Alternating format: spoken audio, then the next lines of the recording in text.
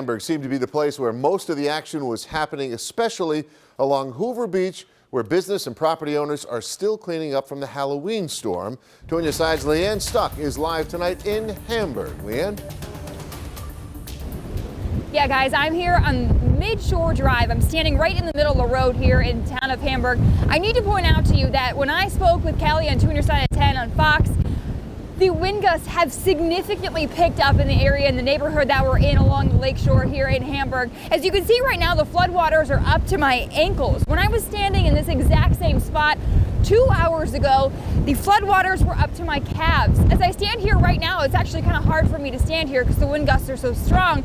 The waters are coming up, waves are coming up over the shoreline. I spoke with neighbors in the area who say that they're not going to be able to know the extent of the damage from this storm until tomorrow morning, come daylight. No, this is the worst that I've ever seen. Hamburg's Lakeshore was hit hard this Thanksgiving Eve. The National Weather Service is reporting wind gusts of up to 66 miles per hour with already high lake levels, which made scenes like this in Hoke's parking lot next to Route 5. We've been seeing increased winds and the waves on the lake, but over the course of the last half hour or so, the wave heights and the lake levels have increased. We took the storm tracker out to monitor the changing conditions.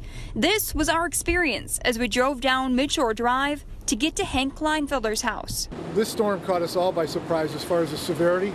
We knew we were going to have a cease and some high winds, but a storm of this magnitude caught everybody by surprise. Waves crashing over the shoreline, winds blowing signs, and rain only adding to the already high lake levels. We won't be able to see exactly how extensive until the morning, but basically just by the amount of water that's overpassing and overtopping all these barriers and reaching the streets, we know that it's bad.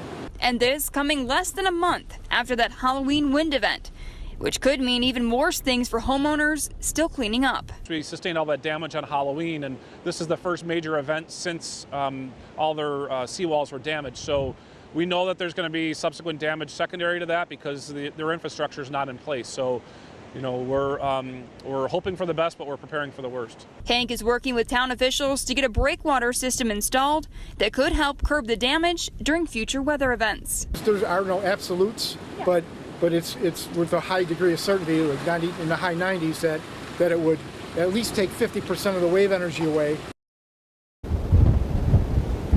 And neighbors tell me if there is any sort of silver lining in all of this tonight is the fact that they did not lose power like other areas in the South Towns did. For now, live in Hamburg, Leanne Stuck, Channel 2 News.